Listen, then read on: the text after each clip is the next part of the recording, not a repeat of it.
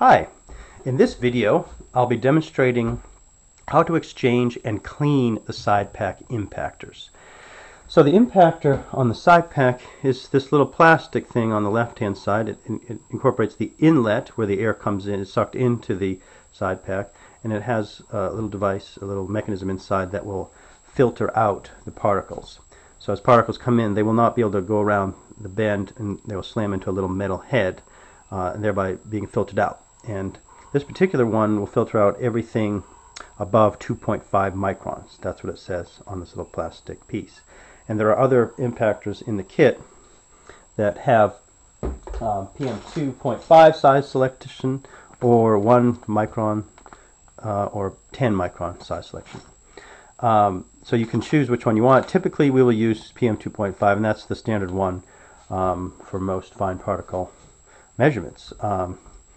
And for tobacco smoke, everything is in that size range, so it's really the appropriate impactor to use. You do have to be careful that when you use an impactor, the airflow on the SidePak must be set at 1.7 liters a minute.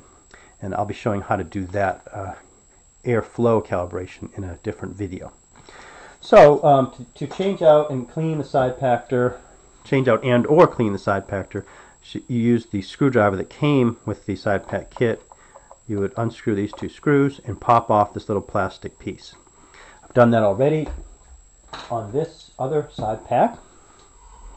So this was originally located right in here, and I unscrewed it and popped it out. And when you look inside the little plastic housing, there's the metal impactor head. And you can pry that out a little bit, being careful not to hurt it.